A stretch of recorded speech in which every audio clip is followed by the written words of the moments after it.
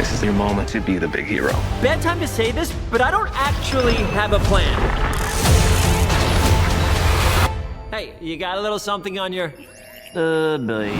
Ben, it's so fun that we can now have a new sidekick with Tails and the introduction of Knuckles. Talk to me about kind of how the dynamics change. It's so exciting. It's also the idea of having like a sycophant, like Tails is the ultimate Sonic fan, and also Tails and Knuckles are from Sonic's world. So the idea that he gets to play with Knuckles on the same team, play with Tails on the same team against Knuckles, it brings something from his past back to him. It's so fun. And then also just Idris Elba and Colleen, who's a voiceover legend, to get to go back and forth with those two, it's awesome. And I think it works so well on the screen, which is a testament to Jeff Fowler, because we're never in the room together. You don't choose the moment chooses you.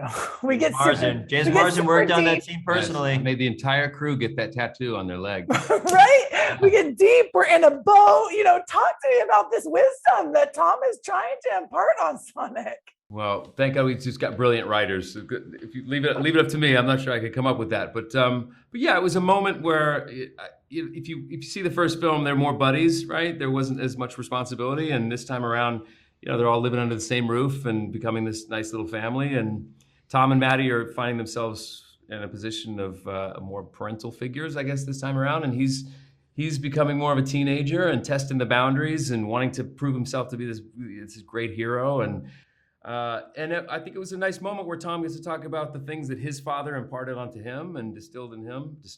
Great, that works. Instilled. No, distilled too. He's a distillery, ran a distillery. But I think those moments, like there are a couple of them in the movie, and I think they're important just to kind of remind.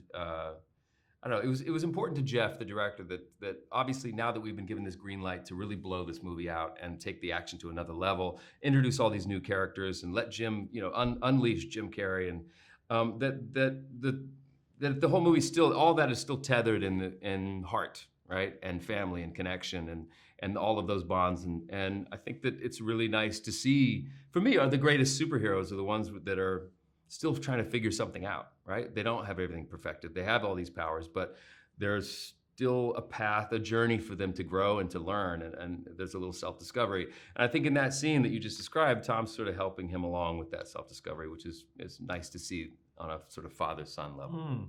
Yeah, no, I agree. And I love that Sonic, is so curious and full of adventure, but he does have that heart and he is kind, and friendship is something that he seeks, whether he knows it intentionally at the beginning or not. And he's even like questioning a purpose. These are all like high concepts that, are able to be broken down and delivered through Sonic, which is amazing. So that's really nice of you to say. Picked up on that. That's lovely, because that's, I think, one of the things we talk about is playing to the top of your intelligence and, not dumbing anything down for kids, and the idea of trying to make it so everybody can enjoy it. So it's wonderful that you can see the heart and the messages too.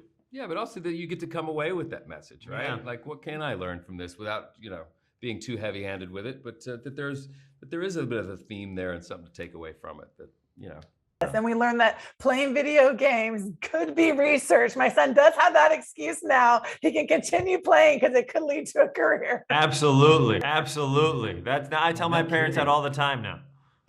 Nice. Yeah, that's a career. That's a vocation now. Yeah, esports is like, people make money now that way. Gosh, it's crazy. For me, it was, we don't need to do this.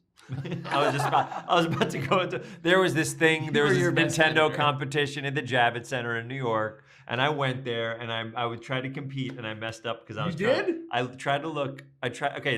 we don't need to do this here, but there's like, you had to like do specific things in each game until you get to the next game. And I was trying to be fancy and like skip levels, but all you had to do was get 50 coins in Mario to go to the next thing. And then I remember someone's like, "What are you doing?" I was like, "Oh." And so I didn't get to go to the next round because I was trying to be fancy instead of just do the rules of the thing. You were trying to outthink. Anyway, that was the version of what professional gaming was when I was a kid.